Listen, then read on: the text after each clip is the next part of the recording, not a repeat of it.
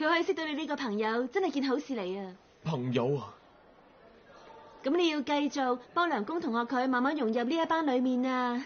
我哋咁難得有緣讀埋同一班，大家應該好好相處先至係噶嘛！拜託晒你啦！你講就易咯。如果以後有啲咩需要通知梁公同學嘅，到時就麻煩你轉達翻俾佢知咯。等一陣先啊！我又唔係佢嘅經理人，點解要我做埋啲咁嘅嘢？唔該你啦。即係叫你做人間 WeChat 啦。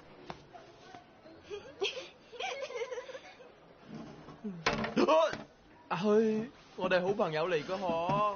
真係啊，一個二個都傻噶。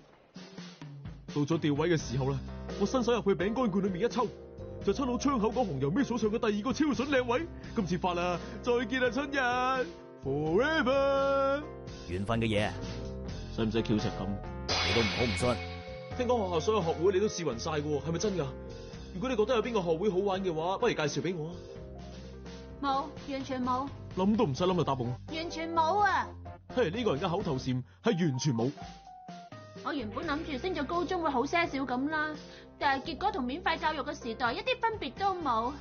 我係咪揀錯咗學校咧？你究竟用咩準則嚟揀學校噶？有一個學會叫做推理研究會。係啊，點樣噶？簡直笑死我啊！由創會到而家，連一件半件似樣嘅事都冇發生過。成班會員都只係沉迷推理小說嘅宇宙做，想搵個名偵探嚟睇下都冇。實係咁噶啦。我本來對超自然現象研究會都有些少期待嘅，點知嗰度淨係得啲神秘主義嘅狂熱分子咋？你點睇啦？冇咩點睇喎。真係太無聊啦！咁大間學校，點解連一兩個好玩呢個學會都冇噶？冇嘅話，咁都冇辦法噶啦。因為講到尾，大部分嘅人類都只會滿足於自己眼前嘅現狀。至於嗰一啲唔甘心於現狀嘅人，就會發明或者係發現啲新嘢，而令到人類嘅文明發展落去。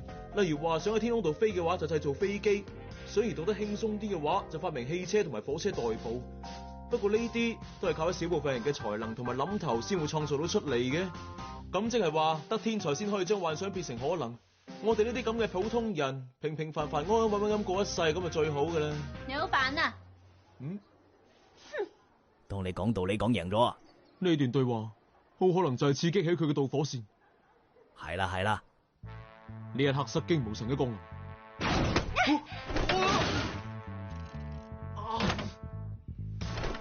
你做咩啊？我諗到啦！